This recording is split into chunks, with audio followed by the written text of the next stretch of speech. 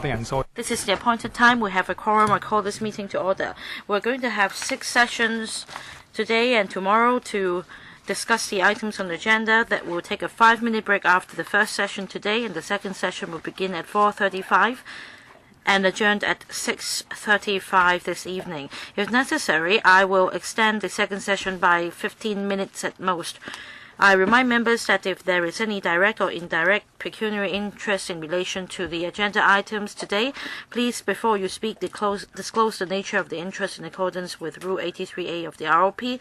And I also would like to remind members to take note of the voting requirements where there is direct pecuniary interest according to Rule 84 of the ROP. Let me finish first. First item is FCR 2017-1814. Members are invited to endorse the proposal put forward on the 31st of May 2017. That is in accordance with PWSC 2017-18-2's recommendation to upgrade the remaining part of 272RS entitled Kai-Tak Sports Park Construction Works to Category A for the construction of Kai-Tak Sports Park. The PWSC discusses item for 11 hours 23 minutes at 5 meetings. The administration has also supplemented a number of papers. All the minutes and papers are available online, and we've spent 2 hours 25 minutes on the 17th of June to discuss this item. The administration has also put forward 1 supplementary paper. I remind members that all questions raised must be directly relevant to the paper, and members should refrain from repeating the points made by other members or points already discussed at the PWSC. Members should also refrain from putting forward policy questions. And I remind members that if you wish to move a motion under 37A, please do so as soon as possible, so that with the Secretariat's assistance I can have more time to read through your motions. I declare that I'm the NED of East Asia, Bank of East Asia. Mr. Roy Kwong. At this moment, we should have been having the council meeting, and I originally moved the motion on animal rights, and now we have the Finance Committee meeting, and on another occasion I asked the President whether you made this request to have the FC meeting today, or it was done upon the request of the President, because if we didn't have the FC meeting today, the Council meeting would be adjourned at 8 p.m. so that my motion debate could be debated. I want to know whether it was your request or the President's request. Last time I answered that the President informed me that he might make this arrangement. Of course, I support it. But the point is, this is not on today's agenda. If you're unhappy with the President, please go out and tell the media. I am not unhappy with the President. I'm unhappy with you. I've already explained. I support his idea because we have a lot of items, and I want to urge members to make good use of this meeting time, because we have other items such as reclamation project in Tongchong and other items. Please try your best not to move a motion to adjourn the debate so that we have ample time for discussing the items. Well, just very briefly, Chairman, you once mentioned that for the members' motion at the Council meeting, they do not have binding effect, and the Finance Committee is more meaningful. Did you say that? Well, I think that it should be left to the public to decide. For example, for the cycle track and also the fund that we discussed, or the children's fund last time discussed at the council meeting. Well, that's my judgment. Well, I won't be entrapped by you. I've become smarter. I won't give my own judgment. I just say that we should let the public decide. But did you say that? Of course I did. I said it on the radio program together with 3 chairman, that is chairman of the ASC and PWSC. I at that time said that we should let the public decide whether that is true. If you ask for my subjective view, of course my meeting is more important. You can discuss your items elsewhere. Even if you don't discuss them, it won't affect you personally. But well, I want to say that this is mudslinging, because my motion is important. Of course, everything about you is important to you, but actually, for Kai-Tak Sports Park, you believe that this is the most important thing. Well, I wasn't that furious, but now I am furious. Are you suggesting that my member's motion is not important. Well, originally we should be having a council meeting now, but we are having the finance committee meeting so that the Kai-Tak Sports Park can be discussed first. You're colluding with him. You both put up different versions. Well, you can put it this way. I'm not going to agree. We're just trying to do good. Yes, please. Chairman, point of order. My point of order is you should only deal with point of order and not points, other points. Mr. Ediju. I don't know whether this is a point of order. Well, not many points are points of order, but I want to make 2 points. Last time, Chairman of the PWSC, Dr. Lo Wai Kwok,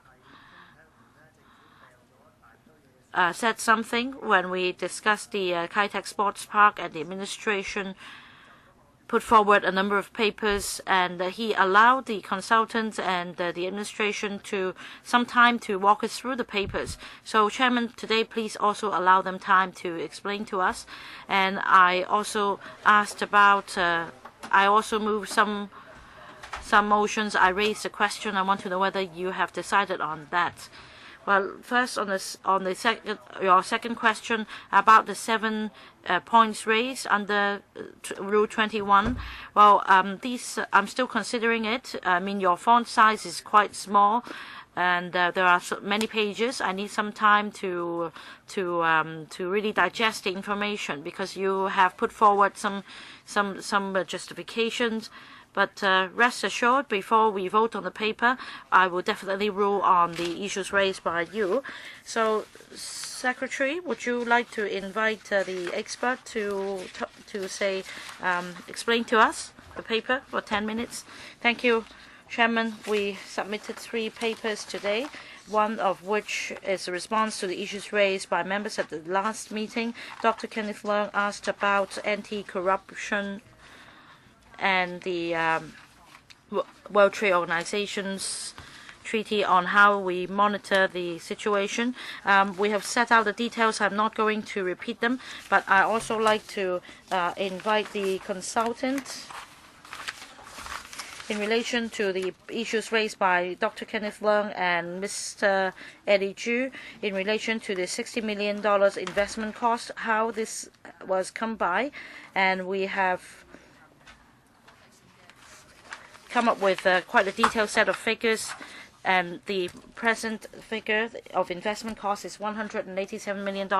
There is also another paper in Appendix 3 in relation to Dr. Edward Yu's question relating to a paper submitted to the PWSC earlier, which includes 4 examples, whether the DBO was adopted.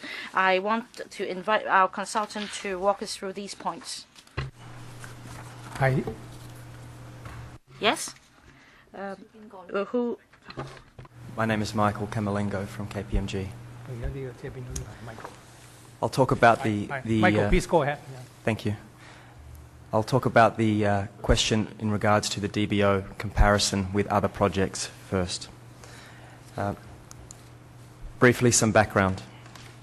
In previous sessions of the Public Works Subcommittee, Government and its consultants explained that the Kai-Tak Sports Park is intended to be procured under the Design, Build, Operate procurement model.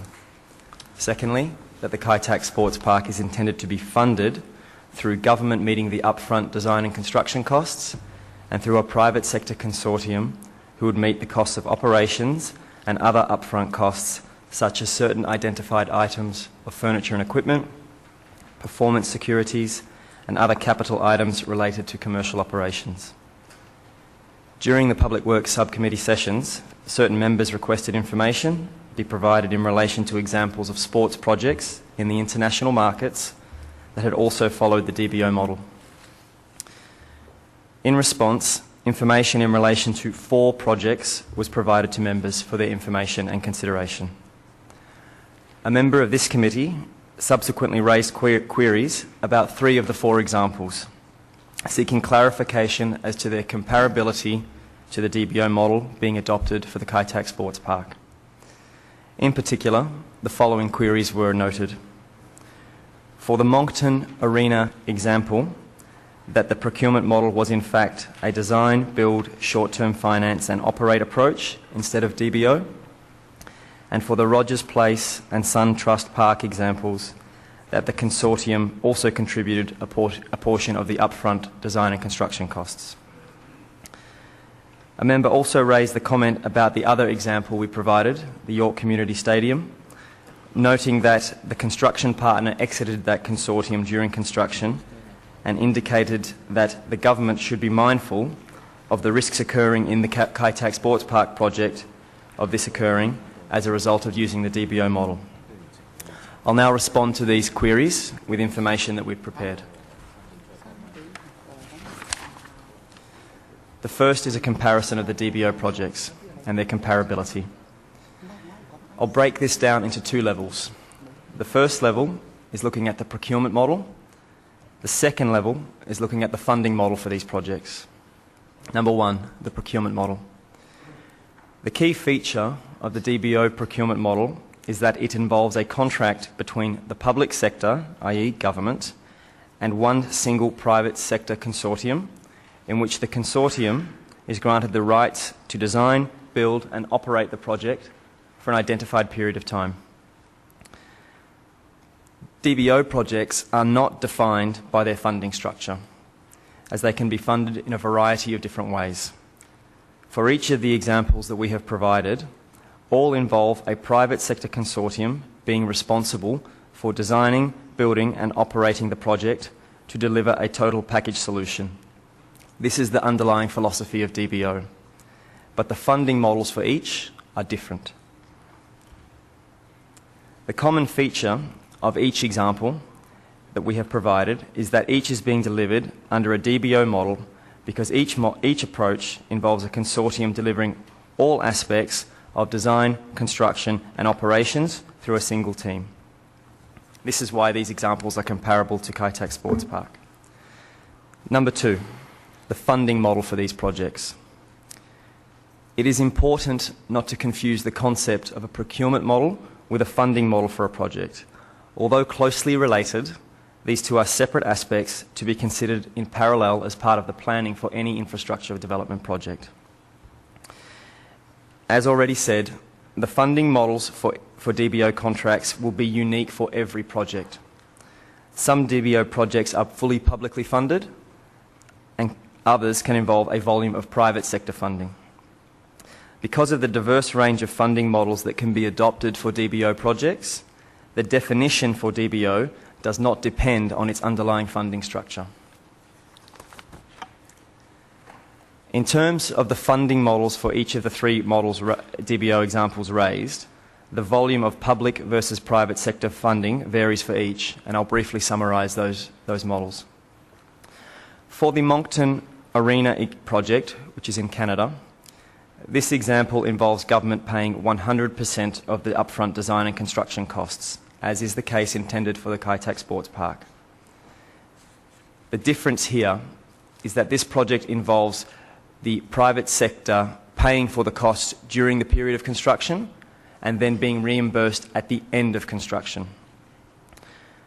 This is a slight difference to Hong Kong practice, where the typical approach involves interim or milestone payments to the consortium through the construction period.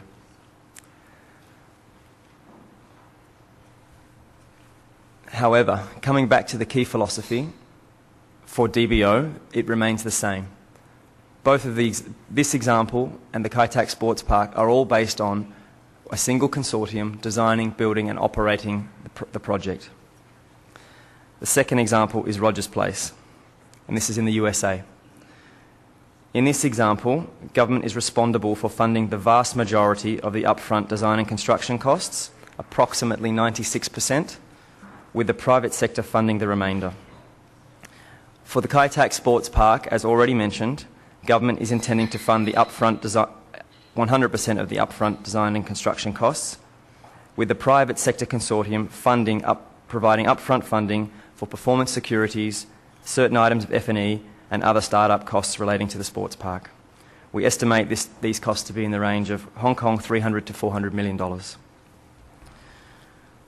Although the features of the funding models for Rogers Place and Kai Tak Sports Park have minor variations, they are both very similar in that they require the contractor to fund a portion of the capital costs, with the vast majority of the funding for upfront capital costs still resting with government.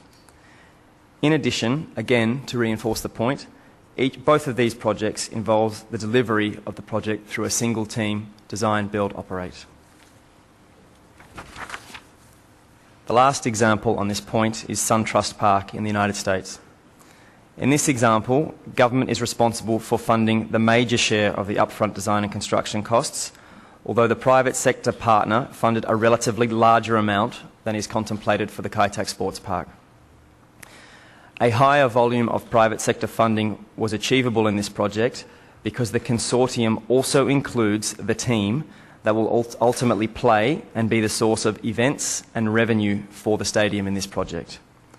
So as such, the risk profile for the private sector consortium during operations is dramatically lower in this stadium than we have in the Kai Tak Sports Park. So that enables the consortium to take on more responsibility for funding part of the upfront costs and being able to repay those costs through operations. In addition, this project also had an adjacent but separate private sector property development opportunity, which allowed the consortium to create additional financial synergies to fund this upfront investment. Although the funding models vary for SunTrust and Kai Tak Sports Park, it is essentially because of the different operating profiles of each project. However, the underlying procurement model remains the same. Each involves a single consortium designing, building and operating the project. The member raised another point about the risks of a consortium member exiting the project because of the DBO model being used. This is the second point I'd like to discuss. The point was made that we should be mindful of whether the DBO poses this risk because in the York Community Stadium example, it was noted that during the construction period, the construction partner, ISG, withdrew from the consortium. In that project, ISG withdrew from the project mainly due to delays in construction, and those delays were caused by an application for judicial review by a local competing cinema operator who objected to the decision by the York Stadium planners to approve plans for a larger cinema alongside the stadium than was originally proposed. So as such, it's important to note that the construction partner's decision to withdraw from that particular project was not due to the DBO model, but due to external factors outside of the other external factors. Indeed, in all construction and major development projects, there is a risk of consortium members exiting, including construction partners during the construction phase. However, this risk is not solely dependent on the procurement model chosen. It could be due to any number of factors. For example, construction cost difficulties and challenges experienced on a project, financial difficulties of the entity outside of the boundaries of the project, or any other number of factors unrelated to the procurement model. And these facts apply to every single major. 咁呢嘅事實呢，其實對於任何大型項目呢，都係會適用嘅，唔單止係 York Community Stadium 或者係啟德體育園嘅。我哋亦都係應該提出呢，呢一個設計興建營運嘅好處呢，就係佢能夠將完成興建設施嘅責任呢，由政府呢係轉移咗俾承辦商，因為佢哋係有同政府一個合約㗎。咁因此呢，如果負責啟德體育園嘅承辦商裏邊有建築公司中途離開呢，咁尋找合適替代公司嘅責任呢，就落於承辦商而唔係政府啦。事實上喺 York Community Stadium 嘅例， where the responsibility for replacing the construction partner rested with the consortium leader, GLL, not the government. The final point is that the latest development of this particular project is that the judicial review, as mentioned, was decided favourably for the project, and the project continues to develop as the consortium is currently seeking a replacement construction partner. So in summary, I'd just like to reiterate a few points. A DBO is not solely defined as government funding 100% of the upfront costs, just like a DBFO is not defined as private sector funding 100% of the upfront costs.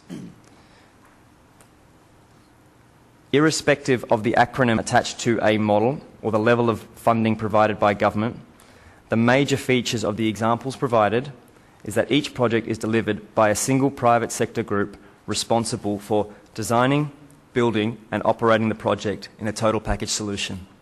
And this is the same philosophy for the Kai Tak Sports Park.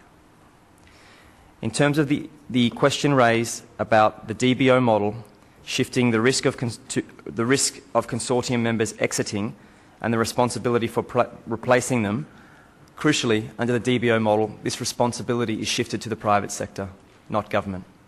Thank you. That is the end of that discussion. All right. We'll come back to questions. Mrs. Regina Ip, 4 minutes. Thank you. Chairman. Was it Mr. Wei Li just now?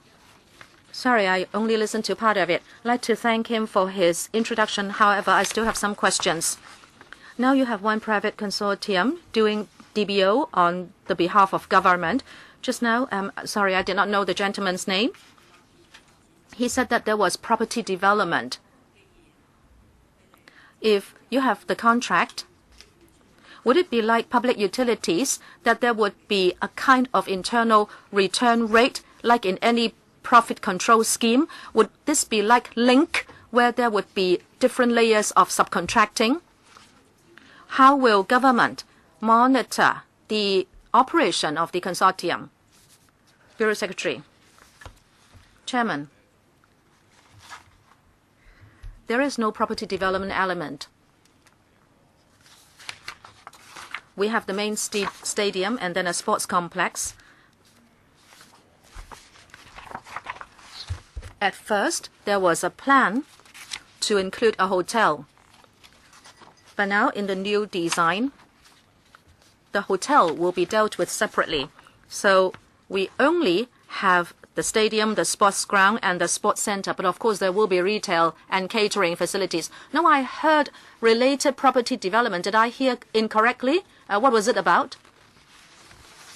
The gentleman would like to say something? Chairman, just now, KPMG was talking about the examples mentioned by Mr. Edward Yu last time, that these were DBO examples around the world, but this was not about Kai Tak Sports Park. It was about overseas examples where there was a property development element so that the consortium was happy to fork out some construction cost. But in our Kai Tak Sports Park, there will be no property development. In other words, you are not going to use property development to sustain the project. Well, the consortium is here to make money, of course, because they are doing a business. What about the return rate? Will there be any guideline or stipulation as to what the return rate should be? FPS, well, we are doing it through tendering. Of course, we are going to pay for the construction cost. But then, the tenderers will have to propose how they will divide the profit with the government, and there will be different scoring for these. Say, for example, for DBO, if they put in a lower bid, of course, they will have a higher chance of winning. But then if talking about sharing the profit with government, then they will have to propose the percentage, and there will be different scoring systems for the price envelopes. Therefore, we will not set the cap, but this will be done through a tendering system. We will see which bid will mean the best package for the government. As you know, Link is an example. It has got the divestment of and management of public housing as state property, and now they are subcontracting out these management projects. So are you going to do that? Well, we are not the same as Link. We are not selling our property to other people. The government will own the Kai Tak Sports Park, and the consortium will just be our contractor. During the contract period, of course, the contractor will operate the project. But then when the contract comes to an end, the park belongs to government. And in the interim, if the contractor does not perform well, and if there is anything that we need to end the contract, the ownership will still be with the government, and there cannot be any subcontracting. The consortium will remain as it is, and it is a contracting party. Dr. K.K. Kwok, 4 minutes. Chairman, I think this is a very messy way of tendering. I heard the consultant tell us about the figures, and I think they are quite outrageous. For example, every day the person in charge can get $17,500, and the consultants are getting over $200,000 a month, and also $7,000 a month for barrier-free consultant, and then the safety officer $7,000 a month, a day, and also I don't know whether you are going to engage Hong Kong persons, $4,900 a day for the operating consultant.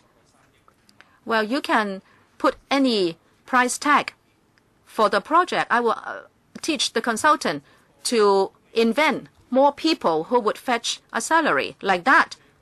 This is quite unimaginable. How come the tender figure is so high? In 2009, the quotation was like $18 billion only. And when we ask more questions, and then the government would say, don't delay the project or else the price would shoot up. From 2006 until now, there is a delay of over 10 years on the part of government. And then when you come to Finance Committee, you say it must be supported, and we are curtailing the time for the council meeting in order to have this Finance Committee meeting, and yet the government claims no responsibility of it. If you look at the operating figures, you will be outraged. $31.8 billion, and then the main stadium, it will not be for sports events every day. You are trying to cheat Hong Kong people, saying that it will be used for sports. In 2025, it is expected that from catering, there will be $261 million, car parking income, $549 million.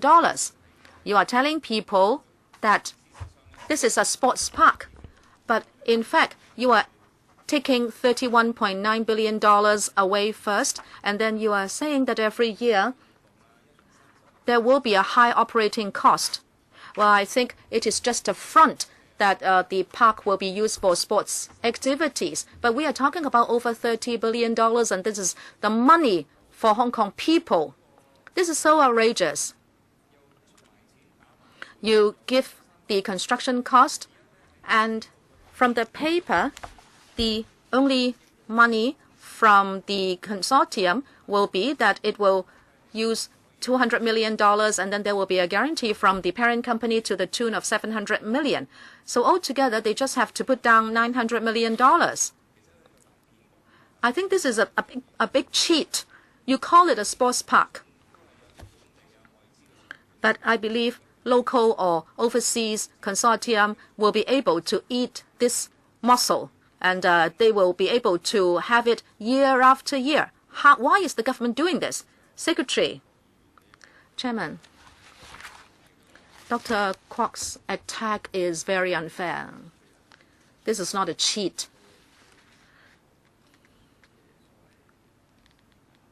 It is not a white elephant either. This investment of $30 billion has been the request of the sports sector all these years. And some of the friends are in the public gallery. They have been waiting over 10 years for this moment. And if Dr. Kwok would like to talk about responsibility, then indeed the government's responsibility is that we have planned for this stadium. Well, you have delayed it for 10 years. But then at this moment, the responsibility is now on you, LegCo members. We hope you will pass the project.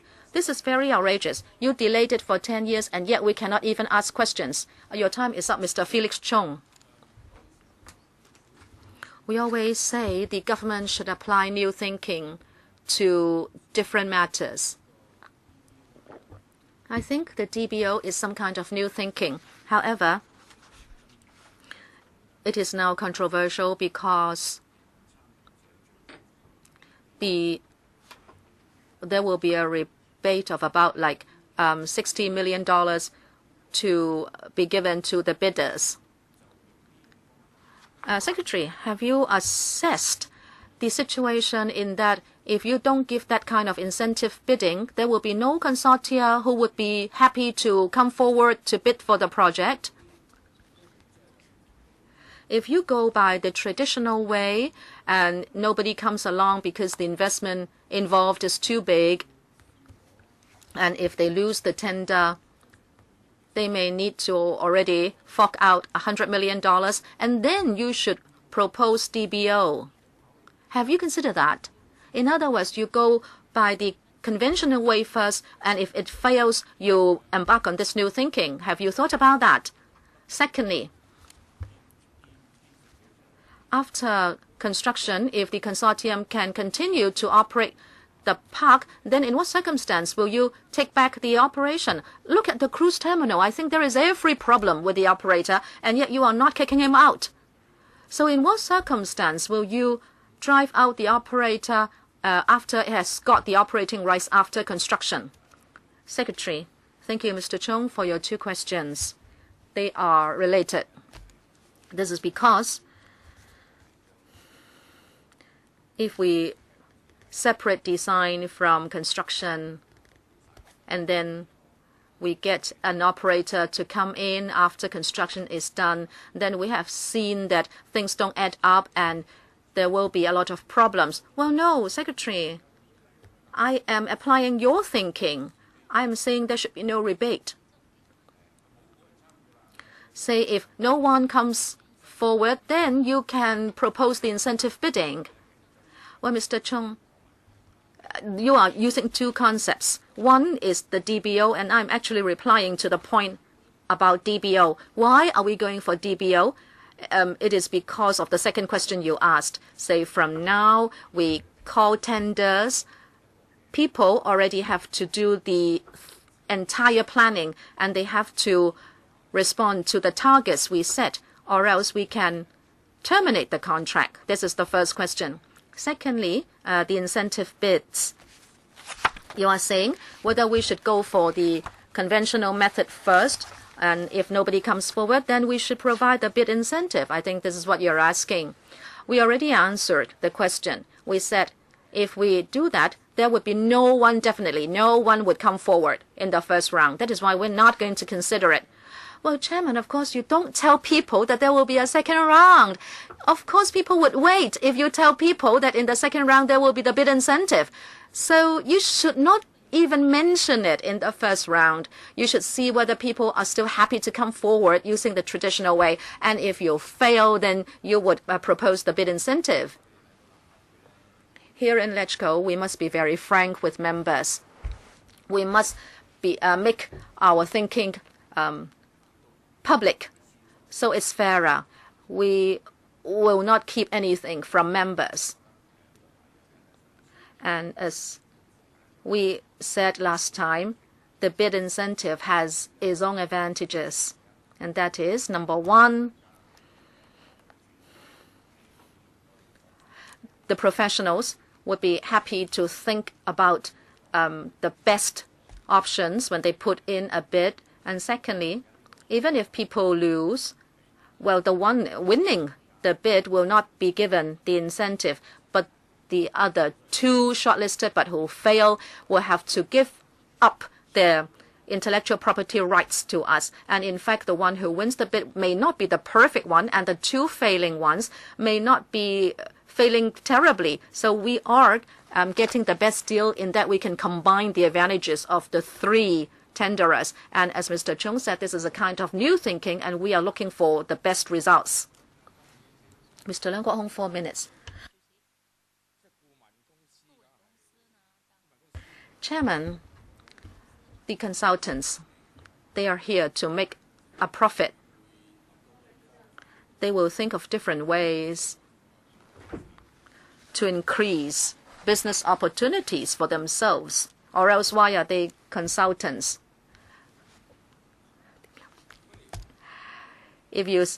Well, I heard the gentleman say that, in fact, no matter what you do, there will be loopholes. Well, of course. I'm asking you why you are going down this route. You say at York, it is not because of this that there is a problem. Say, for example, how will you know there will be no JR on Kai Tak in future? How can you guarantee that there will not be a JR case? At all.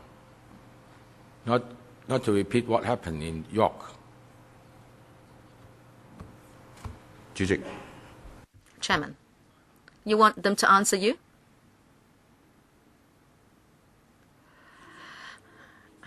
How will you know that there will be no JR? This is because what you are doing may attract a JR case.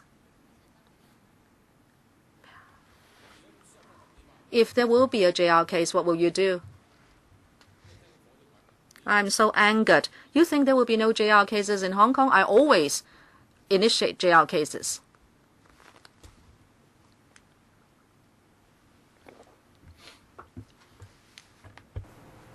No answers?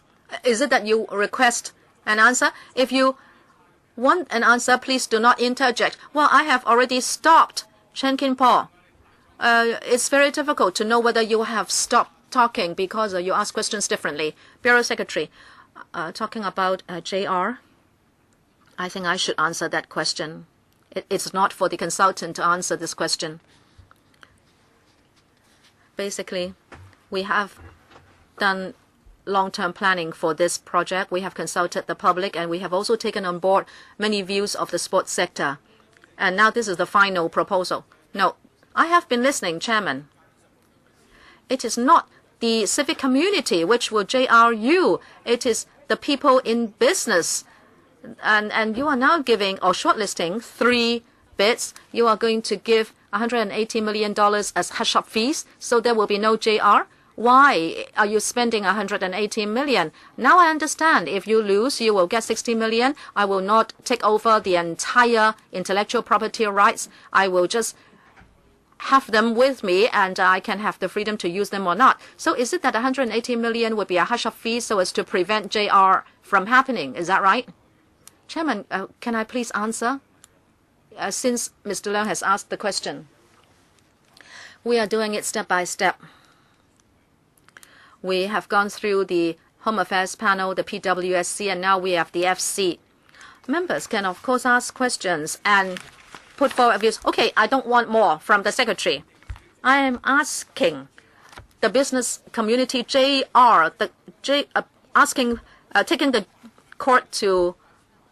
the government to court. I'm asking you whether the $180 million will be there to prevent people from taking out JR. You know it is not right. Why do you want the intellectual property rights? What's so special about those rights? This is a DBO project.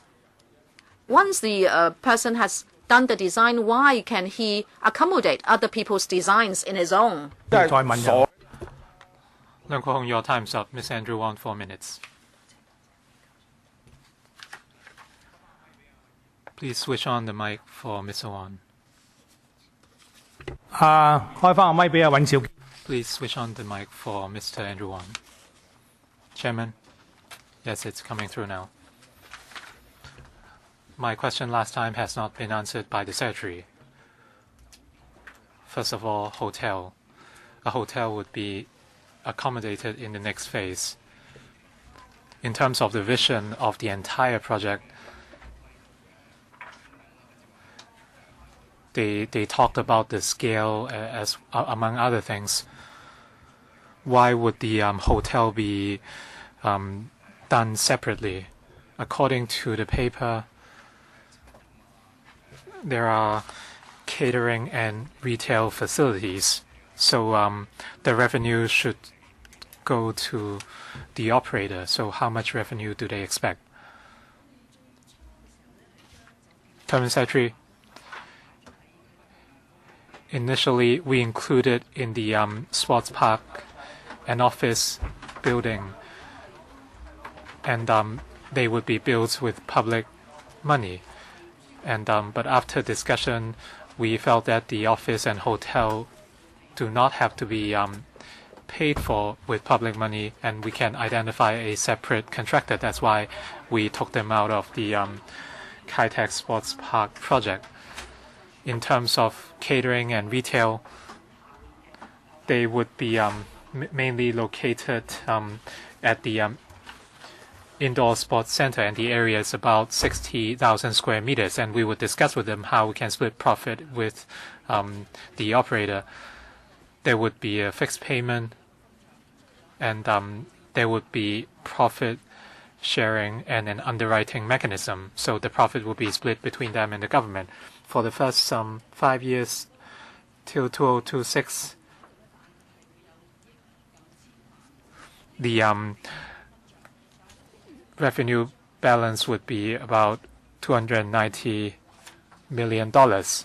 And we are yet to agree on the profit sharing ratio, so it depends on the winning bidder and the negotiations with them subsequently. In other words, the profit sharing ratio has not been confirmed. It depends on the tendering paper. What about the underwriting amount? And as we said last time, the bidder would make a proposal, and Mr. Michael Tian made a suggestion. So with a higher proportion of underwriting, the profit sharing ratio would be higher. This would be proposed by the bidder. So this is the ideal case, but there's a chance that they might fail to meet the targets. They might not be able to fulfill the percentage or pay the underwritten amount. The final percentage or ratio depends on the amount of profit eventually, but there are indicators in our contract, including whether they are able to pay the underwritten amount. That would be one of the indicators for the operator. If the operator fails to meet multiple indicators, we might impose fines, and in the worst case, we might terminate the contract with them. If it can be done, what would be the arrangements of the government revenue? Where would the revenue be spent? Would the money be used to promote the sports park or sport events? For the government, revenue and expenditure are always independent, so the proceeds would enter the general revenue account of our treasury. But we do have other expenditure on sport development. Dr. Lau Siu Lai, thank you. I reiterate that I support sport development.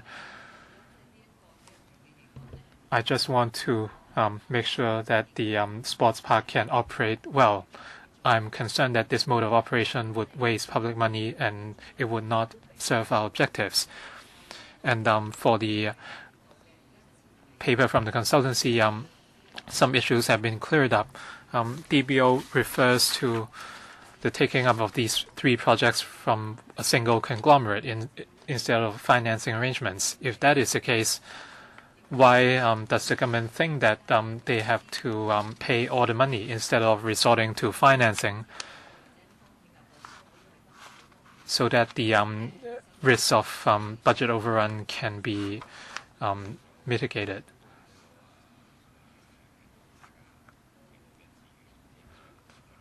I think from what Dr. Lau said, we have been consistent about certain issues on operation. For the sum of $31.9 billion, this is a capital investment from the government. We place high emphasis on sport, and through hardware development, as well as the $20 billion on sport and recreation facilities and hardware in 18 districts, the total amount would be $50 billion. The government will fully support sport development, so hopefully Dr. Lau can also support that. Chairman, my question was, over the course of construction, why didn't they ask the contractor to make investments and share the risk, as we have seen from other developments in other countries?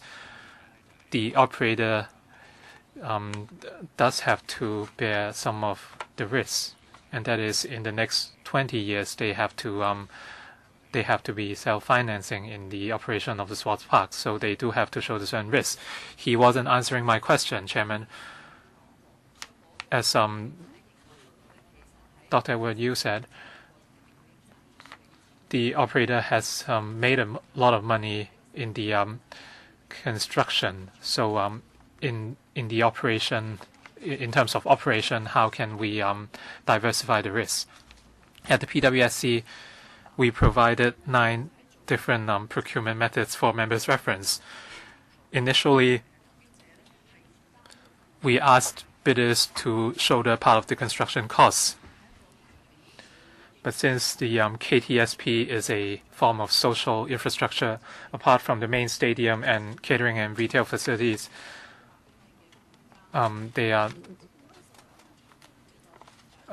we also have a public open space, public sports ground, and indoor sports ground. Even if we ask the operator to shoulder the costs, the maximum amount they can pay is 5%, and the government still has to bear 95% of the costs. If the operation is fully shouldered by the private operator, the entire proposal would not be viable. That's why we decided to make this project a public works project. Chairman,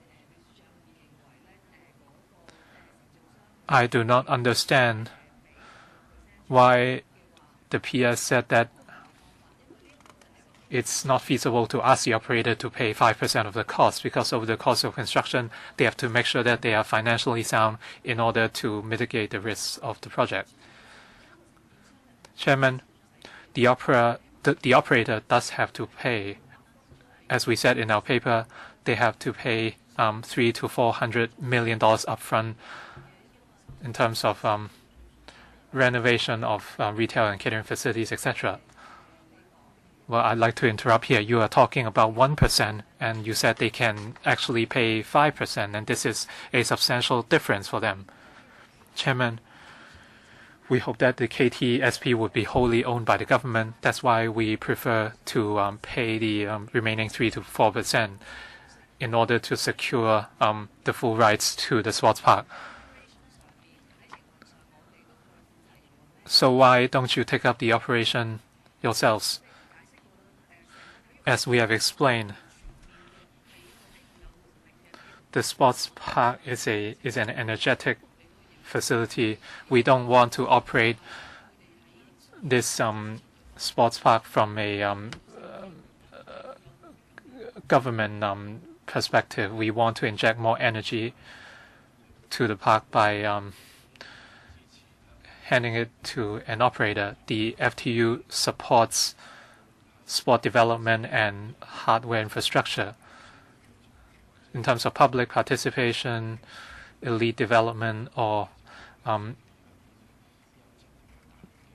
the sports industry, we need major sports venues to accommodate leisure and music events. Our venues are not up to par.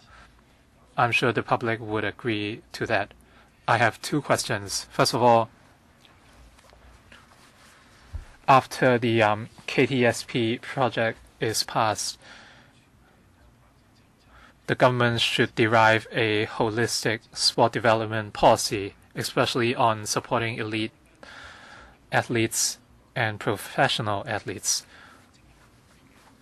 Hong Kong has a system for elite athletes, but at the same time, we also have professional athletes who are not elite. For example, football, basketball players. We need to offer more support for their development. I think this is crucial. Or else, even with this venue, but if you do not offer enough support, the impact would be limited. I also want to know about the mode of operation. Of course, different modes all have their own pros and cons. One of the approaches for the government to take up everything, but the amount of public money required would be higher. Even if you just think about the operation cost the government has to subsidize. and it's difficult to offset by selling tickets alone. And another approach is BOT, just like our tunnel crossings.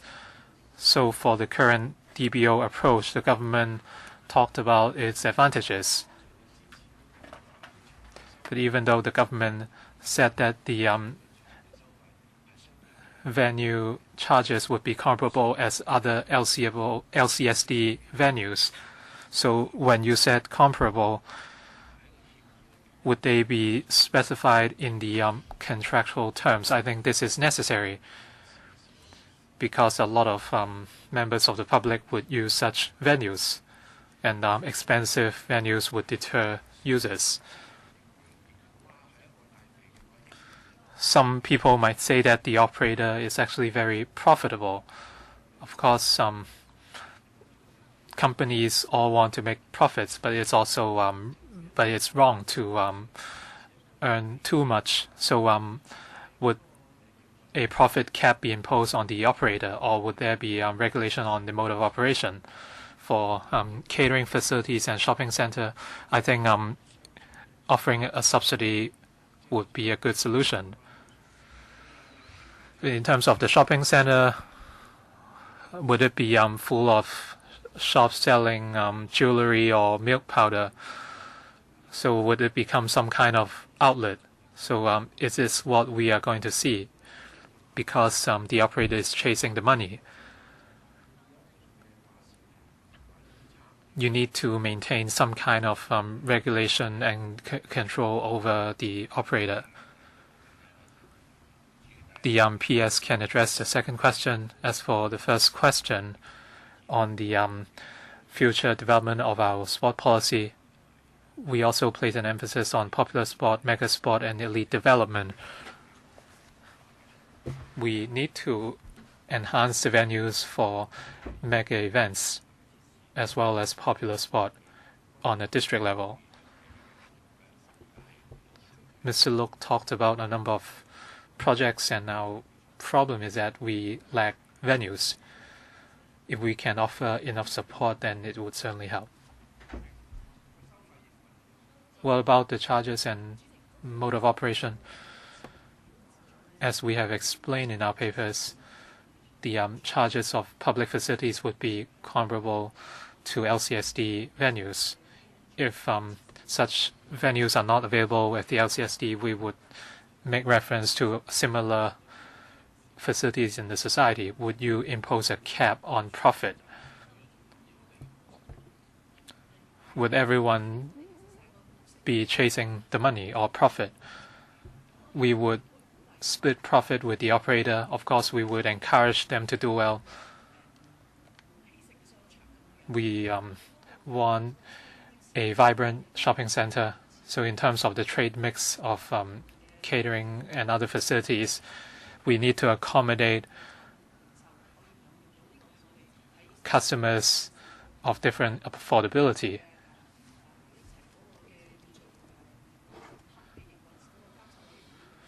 And we would deal with this at the joint committee between the HAB and the operator. Mr. Ma Fong Kwok, how long do I have? You have 4 minutes.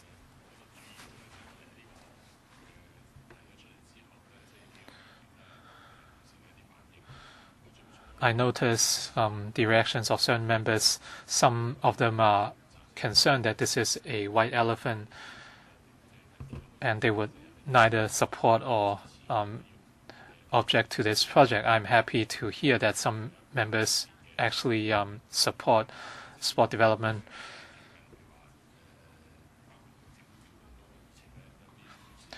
The government juggled the agenda items, and some members did not like that because this is not related to welfare. I want to point out that this is indeed relating to welfare because it offers a new venue for the public. So the timely commissioning of this facility can offer more sports facilities for the masses. And this is also a significant economic project. I think the industrialization of sport is important, and this would help build a sports sector and provide an economic impetus for Hong Kong. A lot of people are concerned about the costs of the KTSP, and I also feel that the cost is a little bit high. And the government has addressed a number of questions earlier, and they would adopt a tendering approach to introduce competition. And it is indeed ideal to encourage more competition, and the amounts of money eventually saved would offset the subsidy given. The venue can also accommodate international competitions, mega events, and entertainment events. So there are numerous benefits. And at the Finance Committee, however, some members still try to ask a number of redundant questions which have been addressed by the government earlier. Some of them the government might not be able to give an answer, but even if you put the same questions over and over, the result would be the same. But this venue is imminent. If you ask the trade, dozens of sport bodies gathered outside the electrical complex to express their wishes. And on their behalf, I want to say that the KTSP should be commissioned as soon as possible in order to provide a venue for sports activities and training. So their views are very clear. 3 weeks ago, I conducted a questionnaire, and the majority of the public supported this project. More than 60% agreed to the funding of this project, and 20% were had no specific views, and 20% objected. So this should be passed at the FC as soon as possible in order to realize this project. By the time the tendering is closed, if we do not receive a satisfactory tender, would the government have any plan Bs so that the KTSP can still be completed? Permanent Secretary.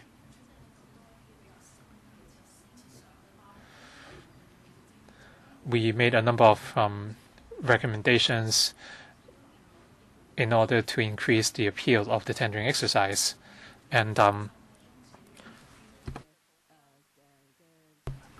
together, well, with these incentives, we are confident that we can receive a satisfactory number of bids. If that does not happen, we might consider other means. For instance, making adjustments to the tendering terms, etc. Mr. Eddie Chu. Thank you, Chairman.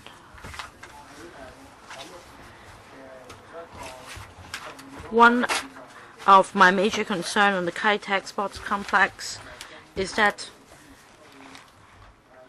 if the government directly operates and manages the complex, and if the operation can be sustained without incurring huge losses, then I think that we should go for the DBG model instead of DBO.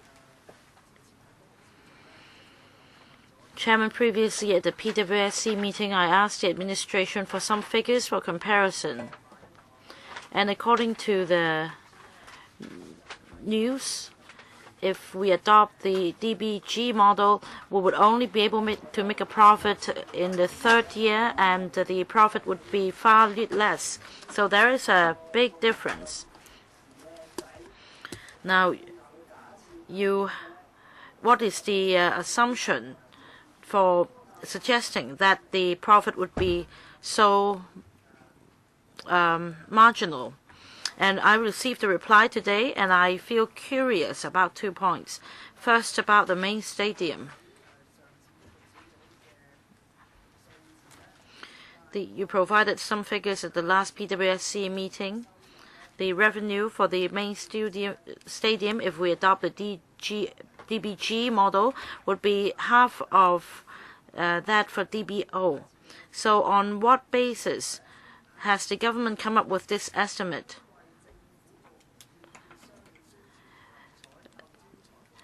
That is because the government department lacks the expertise and experience in procurements. So the number of days available for events would be more or less the same as that of the Hong Kong Stadium at the moment. That is 13 days a year. Which means what, Chairman? We know that because of the noise issue and that there is no canopy for Hong Kong Stadium, we can't hold concerts there. So has the government consulted the entertainment industry? Is it that if we adopt the DBG model, they cannot hold concerts there, and therefore you base your assumption on the 13 days a year?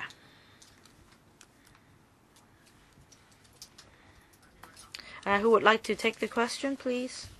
Michael. Thank you, Chairman. To respond to that question, we have a difference in the event days assumption between the DBG and the DBO model. The main difference is that the DBO model assumes 30 days compared with 13 for the DBG. The major driver for that difference is the commercial motivations of a private sector operator and the experience of a private sector operator in promoting, securing and marketing both international and local events. The reason we arrived... I'm sorry to interject, Chairman. Well, I understand the part about commercial operation, but according to the administration's paper, it is said that 13 days is similar to the schedule for the Hong Kong Stadium. But at the moment, Hong Kong Stadium doesn't hold concerts. Are you suggesting that if you adopt DBG in Sports Complex, Kai Tak, in the future, there won't be concerts?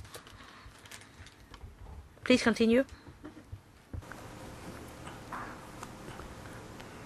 Are you asking the consultant to answer, or did he catch the question? Yes, you... What he had just asked, right? Yes. Oh, please continue. Thank you. No, we are not assuming that the government would not be able to hold other types of events beyond sport. That is not the case. However, the assumptions are based on the existing reference point in the Hong Kong market, and that is the driver for that number. That is to say, the paper is wrong? Because if you read the enclosure 1 of the letter, the administration mentions 13 days, which is similar to the schedule for Hong Kong Stadium. For Hong Kong Stadium, we're talking about the Hong Kong Sevens and then some kind of performance matches. I think there's a mismatch here, because if 13 days refer to the Hong Kong Stadium, then that's a different version put forward by the consultant, because according to the consultant, the administration is not doing a good job at in terms of commercial operation and attracting businesses, so there would be fewer business, so to speak. But I'd just like to say, sorry, Speaker's not coming through just now. Please, PS, would you please answer the question first? At the moment, in Hong Kong Stadium, we have the Hong Kong Premier League football matches, which do not bring a lot of revenue. But for the main stadium in Kai Tak in the future, although the number of days remain at 13, we have the activities like concerts which will bring revenue. So the revenue for main stadium will be different from Hong Kong Stadium. But his point is you have not taken into account concerts. And if it's run by the government, you can hold concerts there, and then you have not answered this question. Because if you can also hold concerts there, it will be more than 13 days. The main reason is that if we adopt the management model of LCSD at the moment, we will not proactively attract businesses, so to speak. We're not going to... Oh, sorry, the speaker's not coming through. Press the button again, please. Next, Mr. Roy Kwong. Now, that's the crux of the matter. According to enclosure 1 of the letter, I think that in this discussion, we need to be very prudent, because if we do not get all things clear, then we won't be able to get back the money, so to speak. So I'm reading this table now, and I think that this is misleading. For DBG, every year 13 days of activities can be held, and this is in accordance with the Hong Kong Stadium's schedule. Assuming that the KTSC is to be run by the government, well, there is a difference, because for Hong Kong Stadium there is no canopy and we have the noise control. If it's run by the government, we have the same hardware, and if people would like to hold concerts there, you will not affect anyone. So you should not base your assumption on that for the Hong Kong Stadium. For the dining and retail facilities, it is said that as the government department lacks experience in operating retail and dining facilities and may not be able to get the maximum revenue, and therefore, the monthly rent would be $360, whereas if it's to be run by a commercial operator, the monthly rent could be $840. I don't understand why you've come up with these figures. If you don't have the expertise, you can engage experts. Assuming that you have DBG for the new venue, well, the first problem is with 13 days. The second problem is with $360 monthly rent. I think that even if it's operated by the government, since it's close to the MTR station, the monthly rent could be higher than $360. And also, if we take the DBG approach, you need to pay $300 to $400 million more for upfront capital costs. Whereas for DBO, well, I mean, if we adopt the DBG model, it can be run for 25 years and it will be put under the monitoring of LegCo. Whereas if an outside operator operates the venue, we are concerned whether the objectives of, say, promoting sports development, elite sports, etc., can be fulfilled. So can I ask the administration to confirm whether these figures are accurate? P.S. Let me take your question on commercial operation. We believe that the estimates are accurate, because for the monthly rent of $840 per square meters, we're referring to the shopping malls in Mong Tai Shin and Kowloon City, which are operated on a commercial basis, and that's the market rate. Whereas if we adopt the government operation model, we refer to the GPA's tender and also the LCSD's venues, then the monthly rent is about $360. I don't think it's about the operator. Let's say I give you a piece of land in Yuen Long, and then I let a company runs it. Well, the rate or the rent is decided by the location, not by the company running it.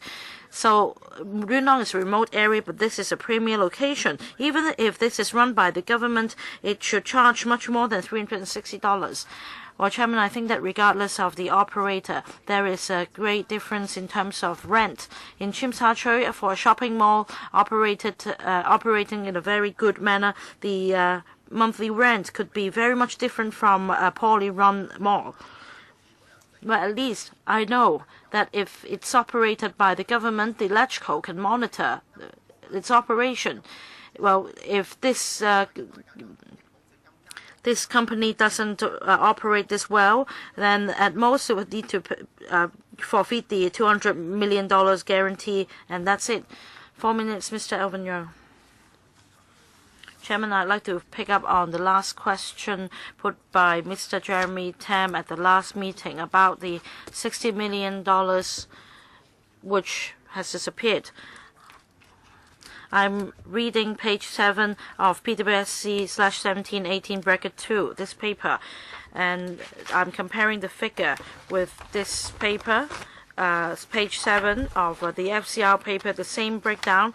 I can see that the two sets of figures are completely the same, except that at the footnote it talks about the incentive from $180 million to $120 million.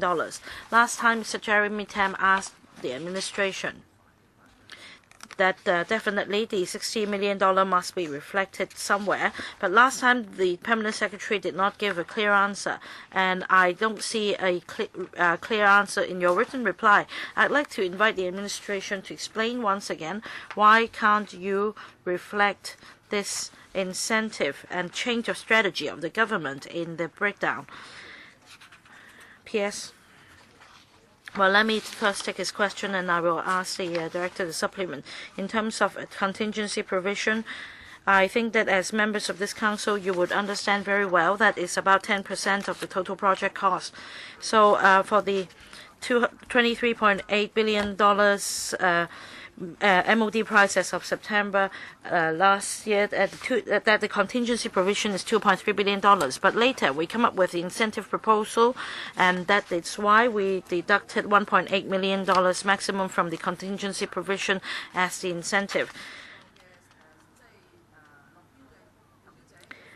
But then we have cut the incentive for one bidder, and we don't want to further reduce the portion taken from the contingency provision, so it remains at $22.3 billion.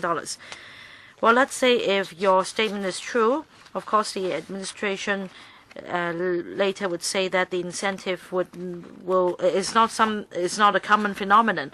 But let's say in the future, if there are similar incentive proposals with, say, not 3 bidders but 10 bidders, then let's say if the contingency provision is $600 million, does it mean that the figure will remain the same? Even if the number of bidders have been cut from 10 to 5? I want to know whether it will remain the same. Even if the actual number has changed, you are not going to change the breakdown of the project cost estimate. And maybe Mr. Lau can take the question. Thank you, Chairman. Usually, in public works projects, our project cost estimate contains contingency provision up to a certain percentage. As the PS mentioned, it's 10% usually. At first, when we prepared the project estimate, the government had not considered the incentive proposal. It was added subsequently.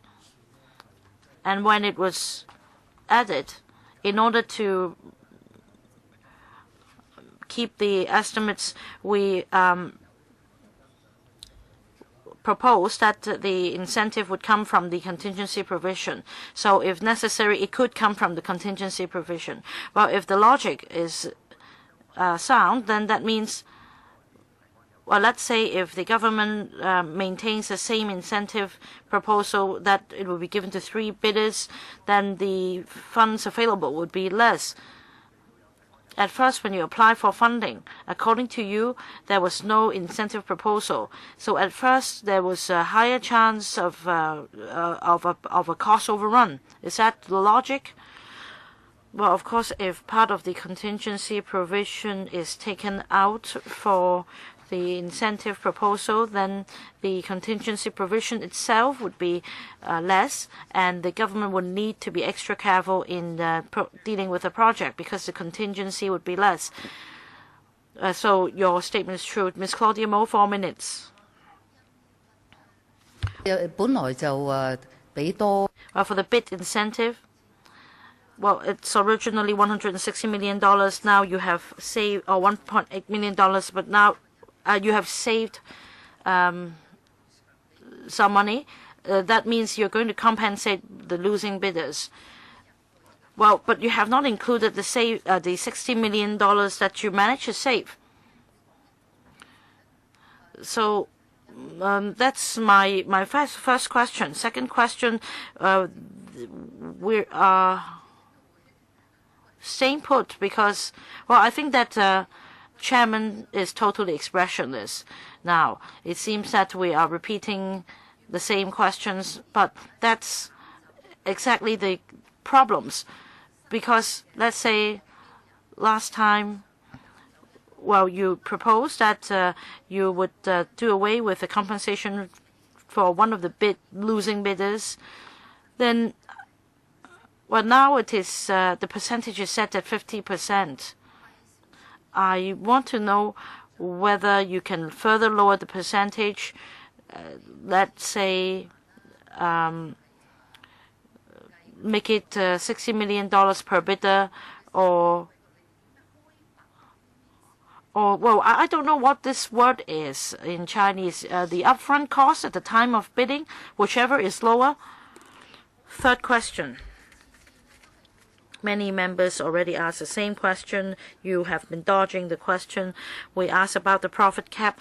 Please, those two gentlemen in front of me, don't start a dialogue in front of me. It's really a disturbance as I look at you. Thank you, because I'm facing the front and at the same time I hear your conversation. Please give me some time. I'm talking about the profit cap. Just now the administration explained that you split the profit with the operator. So you split profit at the same time. This is another incentive because, well, let's say that the government also gets more in terms of revenue. Then that's the case for MTR, as the government is the major shareholder.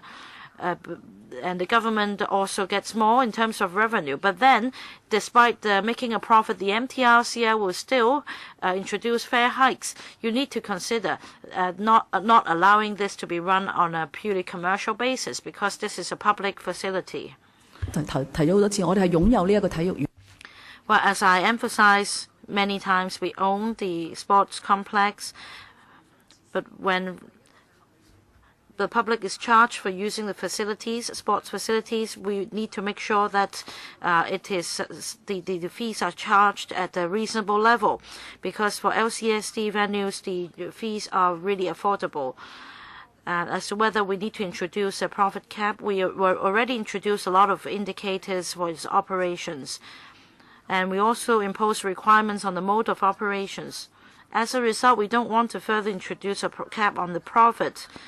Well, let's go to question 2 first. Let me take your question. She asked about the bid incentive. Lowering the percentage, perhaps, so that you could pay less. We originally proposed that 4 prospective bidders could get the incentive, but then the shortlist would be cut to just 3 candidates. We accepted the members' proposal, but I don't think that only 2 bidders in the shortlist would be satisfactory. What about the percentage? $60 million? Yes, the upfront cost. If you refer to the cost of bidding, we estimate that it would be roughly $180 million. So even if the bidder loses, at most he would get $60 million. So he will need to pay $120 million already, which is a huge cost. As for the winning bidder, he will not get any bid incentive as compensation. That is the proposal in which we seek to strike a balance to attract more bidders. At the same time, well, please press the button if you wish to ask questions again. Dr. Chen Chung-tai, 5 minutes. I'd like to ask about something specific. We talked about enclosure 1 of the reply in relation to the difference between the DBO and DBG. And on this point, I don't think that this is clearly expressed in any of the papers. Given DBO, because of the transfer of risk, now if about the maintenance and wear and tear cost of the complex, how will that cost be shared or calculated? Because you are saying that the risk will be borne by the government for DB, and then the O part will be taken up by the operator. But what about daily operation of the complex? There may be wear and tear on the lawn, for example. Then what about the cost for maintenance? Where can we see that part of the cost? Chairman, when we answered the question of the PWSC, we already said in detail that the government will not take up any operating cost, including daily maintenance and keeping of the lawn. That will all be taken up by the operator. But 20 years later, if there is a major maintenance project, then we will fork out the cost. But the daily operation will be the responsibility of the operator. Yes, I'm talking about the major maintenance project. There are two things. You know, in Hong Kong, there was this collapse of a rooftop at a university. Is that part of daily operation, daily maintenance, or do you call that a major maintenance project? I think that is not clarified. And also, at these major sports parks, they may face the risk of terrorist attacks. If you say the government will take up the maintenance cost, and this is not the major maintenance after 20 years, can I please get clearer information about this? Chairman, in the contract, we will definitely provide for this clearly, because this is a sharing of responsibility with the contractor. When we answered members' questions, we said that all daily operating costs, daily maintenance and repair costs, say for example spare parts for the escalators, air conditioning system, and also rooftop maintenance and even CCTV, all that would be taken up by the operator. And if the operating period is 20 years, then after that we'll have to retender the operation. Maybe we have to maintain certain infrastructural facilities at the park before we hand it over to another operator. Then that would be taken up by government. We are criticizing the DBO system because, look at this, I am the owner. I have refurbished the house in a very beautiful way. Then I rent it out to a tenant. And then without any conditions on cost management or profit, then the tenant will be able to use your house freely. Then after 10 years, the house will become so dilapidated.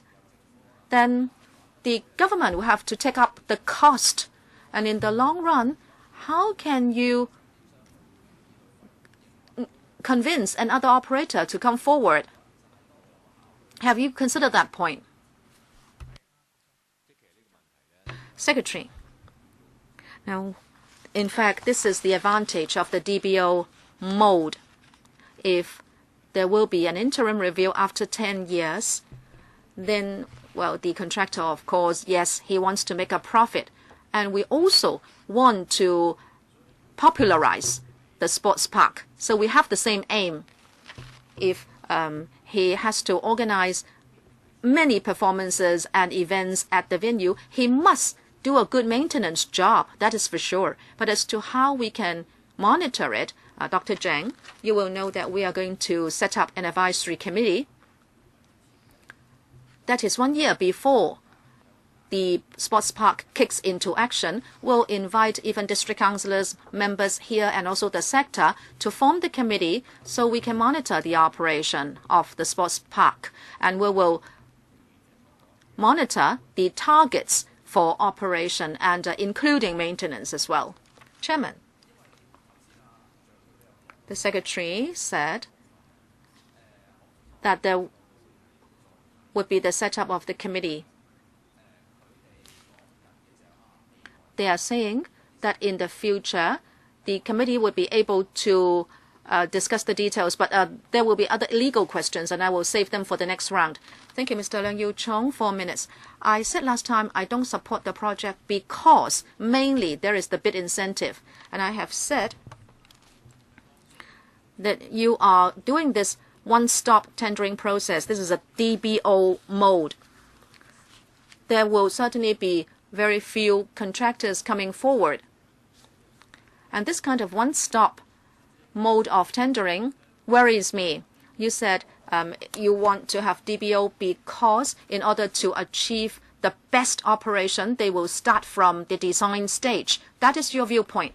But when we built the University of Science and Technology, we said that they were building a Rolls-Royce kind of campus.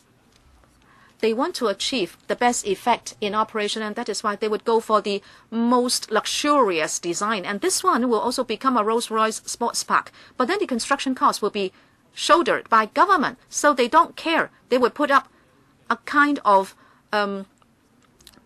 design like a palace, and it will be very costly. And then he has to guarantee that it can be operated. So we are forking out all the money for people to make a profit in the end.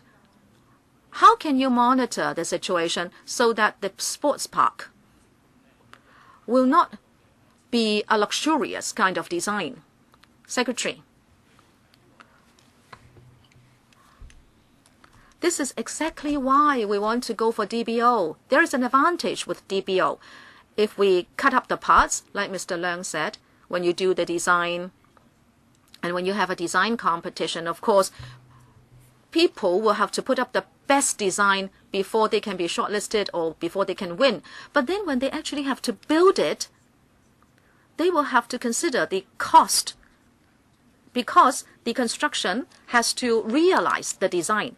But now the two are put together and there is a cap. We have already stated the cap. No one can exceed the cap when they go for D, B, and O. The money has been capped and there will not be more that can be added. This is where the advantage is. Because if you separate the parts, I believe the amount will be exceeded and you will lose more than you gain. That is why this is the advantage of the DBO mode. But Chairman, even if you have a cap, in fact, it works the other way around. He may be able to do it using half of the amount you have proposed. But now since there is a cap, they would go for the greatest amount that can be spent. Chairman, in the entire government, there is this guiding principle now. With regard to large infrastructural projects, we have said that they must be pragmatic without being luxurious. That is the guiding principle, and we have calculated the amount on the basis of this guiding principle. At the tendering stage, well, there is going to be competition. They will get a higher score and be able to be shortlisted the lower the bid it is. We have capped it at 31.9 billion. If they come forward with 21.9 billion, we will welcome it. But this amount has been calculated based on recent infrastructural projects. We hope that this will be close to reality. Well, this is what you say, but no one can guarantee anything because it's a tendering process. There can be bid rigging. Of course, it may not be done in an obvious way, but people can do it in a surreptitious way. Well, I understand. Just look at building maintenance in Hong Kong. Well, the tenders will tell the truth. Mr. Ray Chan, 4 minutes. Chairman, I'd like to follow up on the bid incentive issue. We'd like to get reasonable and competitive tenders and also the biggest number of tenders. But the PS has repeatedly told us about the concepts, but then there is no objective principle. What do you mean by a reasonable number of tenders? What do you mean by competitive tenders? Say if there are only 2 bids and they are within the amount you have allowed for, would you just choose one out of the 2? Or would you say that both are not good enough, so you will do the tendering again? I also like to follow up what Mr. Alvin Young asked last time. He asked about bid incentive examples overseas, and there are 2 examples. One, the Convention and Exhibition Centre in the New South Wales state. One bid withdrew, and they did not know whether the 2 others would stay. Therefore, the bid incentive was added. And then in Montreal, in Canada, there is this bridge.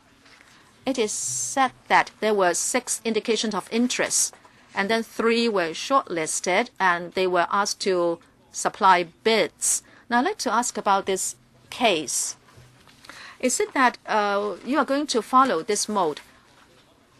You will give 2, let's say, comfort prizes, and you are shortlisting 3. In fact, what is the difference of having the bid incentive and not having it? But if you look at this Montreal example, this bridge in Canada, I found more information on the internet. The lowest bidder got the contract, and then after 2 years, it took the government to court saying that there were road restrictions, so there was an escalation of cost, and it claims the government for $1.22 billion or Canadian dollars. Now, this is my worry. The lowest bidder may win, and then sometime into the contract, and he can detect loopholes, and then it will file a claim against you because the tender price was too low. And in the end, you might think that the lowest bid was the best one, but then it would prove that you were just stupid. Have you considered that? Let me answer the first question first, and then our consultant can add about the two cases. In the original design, we said that we hope to shortlist 4 bidders. One would be the winner, and then there would be 3 who would fail, and these will be given bid incentives. But then after many hours of discussion at LegCo, we agree that we will re-gazette the project, and we are telling potential bidders that there will just be 3 who will be shortlisted.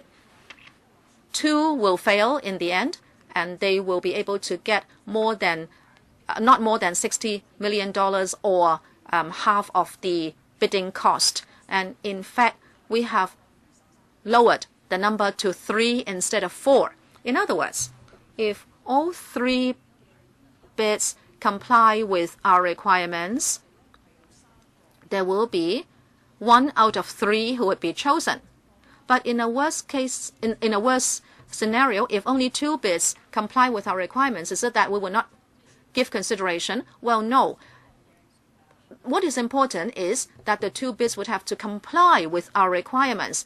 And of course, there will be this danger if there are just 2. That is why we are worried that the tendering process may be abortive. If we have 4, we will be able to choose 1, and it will be safer than just having 1 out of 2 or 1 out of 3. In fact, the number is crucial. But PS, why do you assume that no one would want to come forward if there is no bid incentive? Of course, the bidding cost is quite high. Now you are happy to shortlist 3. Even the 4th one will not be considered. Or is it that you don't expect so many to come forward? Well, Chairman, I can answer briefly. The tendering process must be very transparent.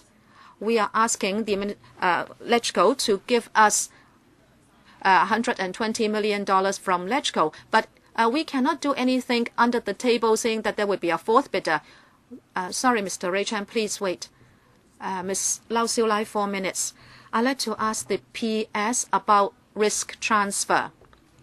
I just dug up some reference material in the consultant's report, and they have to do with Moncton Arena and Rogers Place. I think they have done quite well with risk management. For Moncton, the contractor has to do the financing first, and then for Rogers Place, the contractor will have to take up a few percentage points of the construction cost.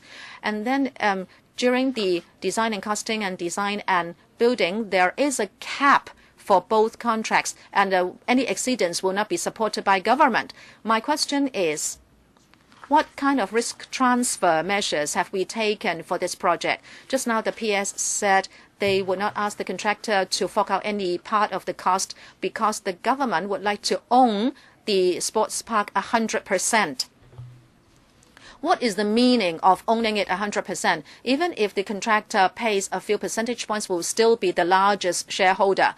And even if you are the largest shareholder in Disney theme park, you don't have a lot of powers anyway. So what about risk transfer, and why do you want to have 100% ownership? PS. We have answered that question many times. If within the year we can have the funding, we are quite confident that the funding we get will be able to allow us to build the sports park. So we believe there is the price adjustment and also contingency parts. We will be able to complete the project. Ms. Lau asked, why can't we have a partnership? Even if we take up 95% of the cost and then the private consortia will take up 5%. Well, if we go for this kind of joint venture, look at Disney theme park and the Asia Expo. the operator would still be a shareholder of the joint venture, and then he will charge management fees, and the parent company will be able to charge intellectual property rights fees. So we will have to fork out those costs, and then before we can pay dividend, and then we can enjoy a profit. But instead, we are saying that the operator and contractor will have to underwrite the cost and share the profit with government. So we believe full ownership would be more satisfactory. Chairman, I don't think members will be happy about this answer. We were asking about risk transfer. We want a mechanism to convince us that this will not be exceeding our expectation. You say you are confident, but how can you ensure it? This is very subjective. It is not going to satisfy us. And you say why you want 100% ownership. It is because in terms of operation, you will get a better profit. But when we ask you how the profits will be shared, you could not give us any details. How can we be confident that you can actually do it? Because after all, the operator will be the one doing the construction. So how can we have confidence in that person? P.S. I don't really understand why the private contractor should own part of the park. Why should it not be for the government to own it 100%? What about risk transfer? You have not answered that question. All the operating risk has been transferred to the operator. No, I'm talking about budget overrun for construction. You have said subjectively that you are confident, but I'm very diffident about your confidence. Well, after tendering, all the risk during the construction period would be on the contractor. He will have to shoulder all the risk if he has already proposed a price. What about budget overrun? If it is caused by the contractor will have to take up the cost. We have said that for every month of delay, he will have to pay us $130 million. Next round for Chang Chung Tai. I will still talk about DBO and monitoring about such PPP projects.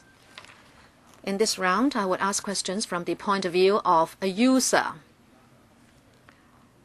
Under the LCSD, like the Hong Kong Coliseum or Hong Kong Stadium, especially the Hong Kong Coliseum, singers and performers have criticized the mechanism for applying for hire. It is said that it's not clear, it is not transparent, and certain companies can actually monopolize the schedule at Hong Kong Coliseum. I'm very worried that under DBO, this will become like a private enterprise. The less famous singers and smaller companies may not be able to bid for performance schedules.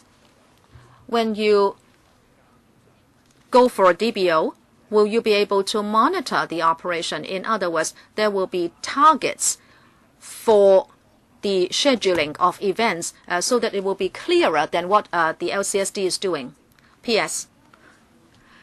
Chairman, at the main stadium, there may be concerts taking place, and also in the indoor sports center. We are saying that whether it be the number of sports days, well, sports will certainly be the priority. And then for entertainment activities, there will be such limitations. The vetting criteria will be discussed with the operator. Well, we don't necessarily have to follow what the LCSD is doing. The LCSD operates its own scoring system, and the ICAC has vetted that scoring system to make sure that it is fair and open.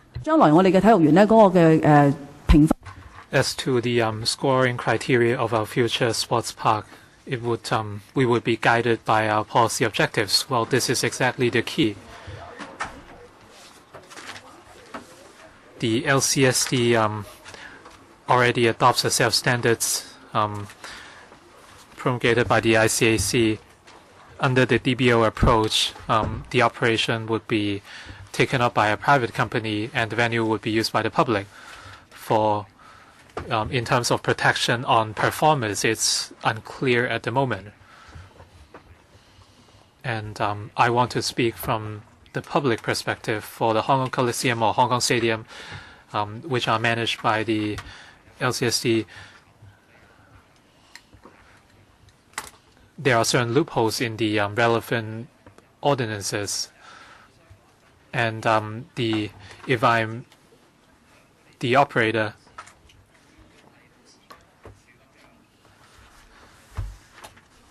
will the government fail to address certain behaviors such as speculation of tickets? I think this is something you should address. And P.S. for the LCSD's venues, no place of public entertainment license is required because it's an exempted venue. For the future KTSP, a PPE license is needed. That's why the PPE ordinance would be invoked. If this is the case, then this would be similar as well, we would see a repeat of Leon Lai's concert at the Central Waterfront. Please wait for the next round. Mr. Holden Chow, 5 minutes. Thank you. We have a lot of athletes at LESCO today, and they have expressed their wishes. They have been waiting for the Kai Tak Sports Park for more than 10 years, and hopefully it can be commissioned as soon as possible. Some members of the opposition said that they objected to the project. I do not know how they can support sport development but stand against this much anticipated project. I think the opposition should explain themselves to the sports sector.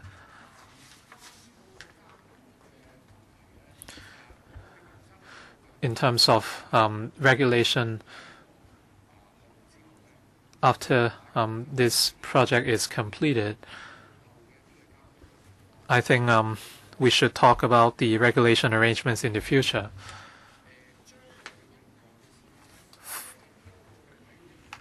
For future operation,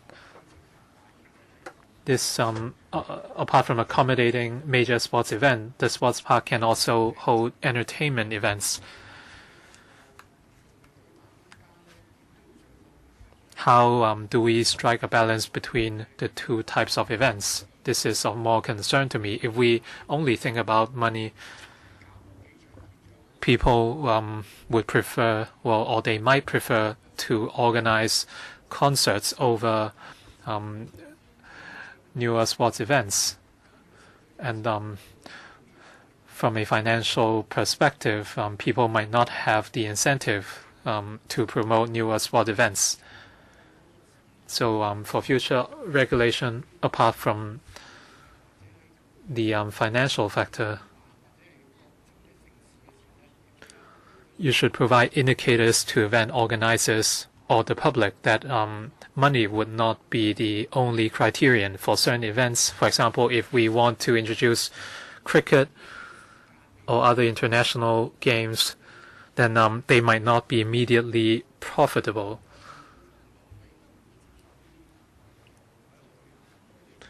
But the government needs to show some commitment in promoting these sport events. That's that way Hong Kong can accommodate more mega events. Commissioner, on mega events, we have an M-mark system in place, and some mega events in the future would be held at the sports park.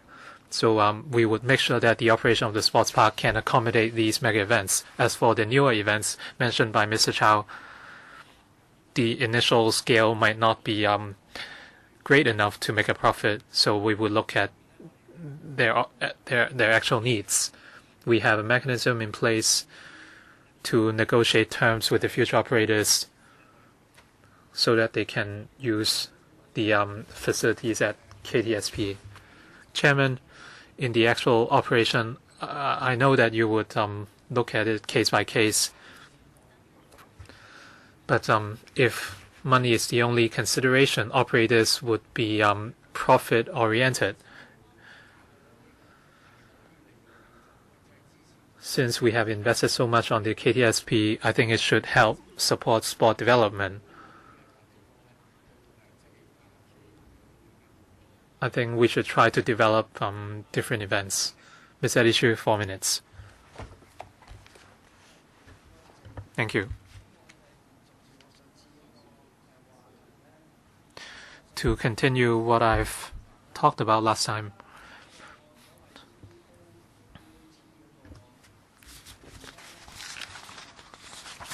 I want the government to know that the choice between DBO and DBG might not be as clear-cut. If you say that DBG is too bureaucratic, we can try to introduce some flexibility under DBG.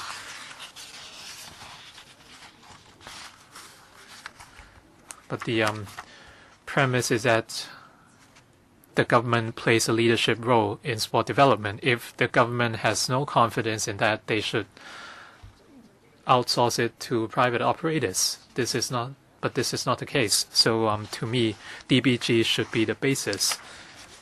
And you can make adjustments on that approach, on how you can introduce more flexibility in terms of the outsourcing. So that's how we can do a better job in balancing the books.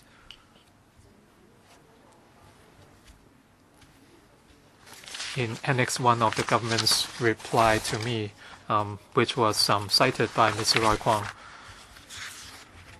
the rent was $386 per square meters per month, and for DBO, the monthly rent is $840 per square meter. So my question is, for the rental level of $840, you are not thinking about something as large as the KTSP.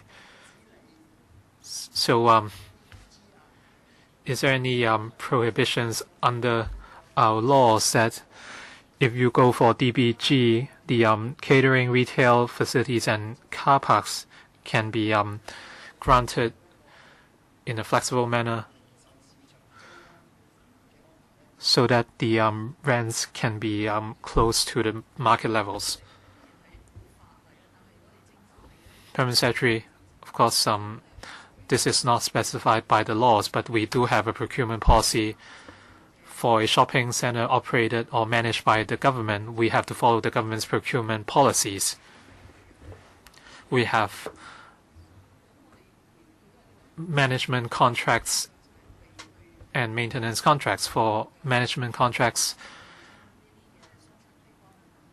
we would ask operators to manage shopping centers, or that we can we would invite tenders for the catering and retail facilities. However, neither of these approaches provide as much flexibility as operation by private operators. When we look at past records, our revenues could not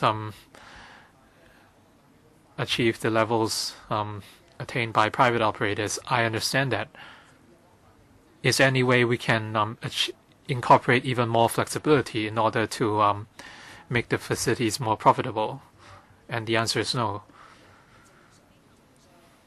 I think the government is strangely biased towards business in this project.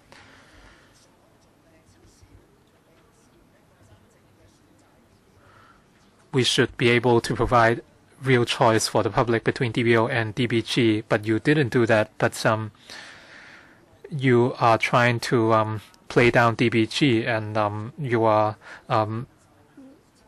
geared towards DBO. This is wrong. I think the figures cited by the government on the main stadium as well as catering and retail were wrong. We were not trying to skew the figures, but we just want to give the facts.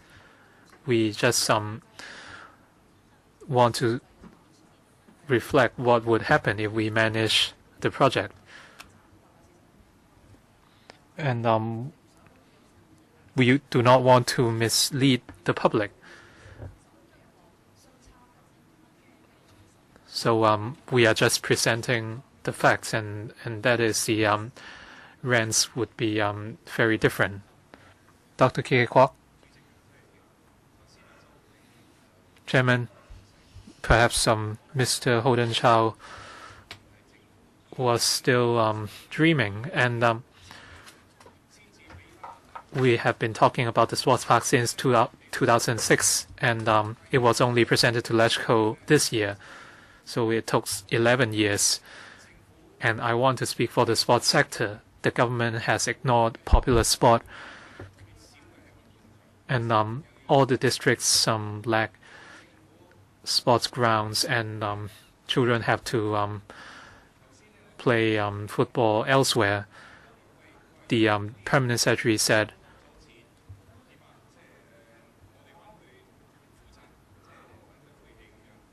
what would happen if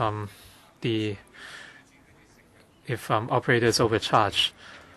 The contingencies amount to $2.29 billion, and provision for price adjustment $8 billion, and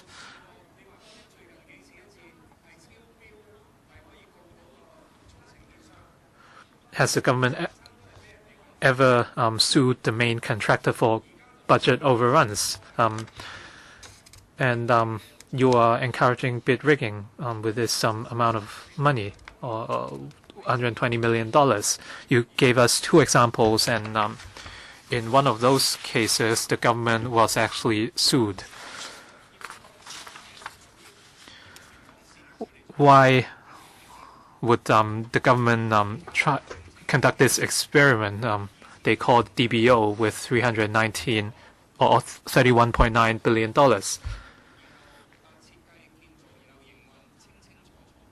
Why don't you embrace design, build, operate for the $30-odd billion?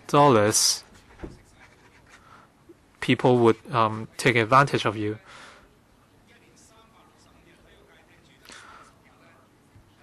Within the year, only 30 days, the sports events would only take place in 30 days, and the rest would be catering and retail. So this is something I want to tell the sports sector. The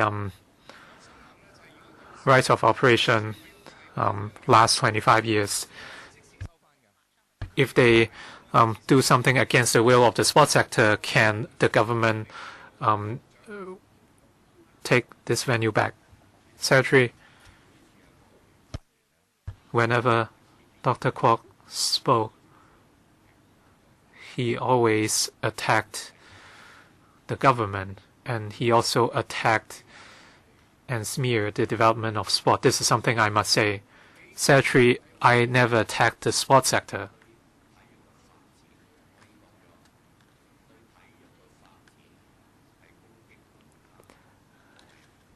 I do not agree with such smearing and attack on the sports sector. Over the years, the sports sector has been working with the government, so sport development has been vibrant in recent times. Of course, the development does not end there. So in terms of venue and hardware, efforts must be enhanced. So that's why we must have this 30 billion KTSP. So we hope that Dr. Kwok would support it. As Dr. Kwok said, in terms of promoting popular sport, in the next 5 years, we will invest $20 billion across 18 districts, including sports grounds, swimming pools. They would be built. So that shows the commitment of the government. We will have warm water pools in every district. That's our target. Time's up. Please wait for the next round. Ms. Andrew Won. Thank you. I would follow up on what Dr. Kwok said. Secretary, let's be fair. I don't know why you said what you said. Perhaps you were trying to cover for Miss Oden Chow, you know. He talked about the issues like public housing. I think there was no need for this type of attitude, Secretary. Do I have 3 minutes? Yes.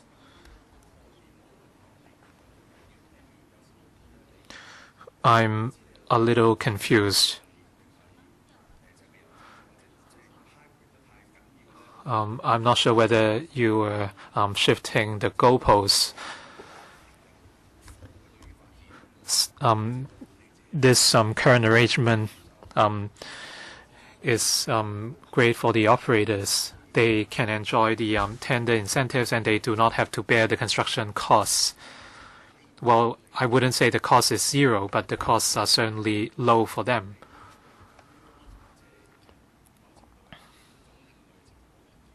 So, in effect, the government is providing a subsidy.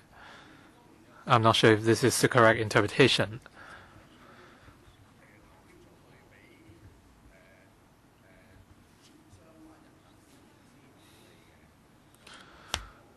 Do you think profits can only be achieved by tendering out these projects? There have been a lot of cases of failure from the government on such tendering exercise. And for the Hong Ham Funeral Home, it was somewhat similar. So I might elaborate on that later. The scenarios suggested by the members are entirely possible. So what would be the focus of the operator?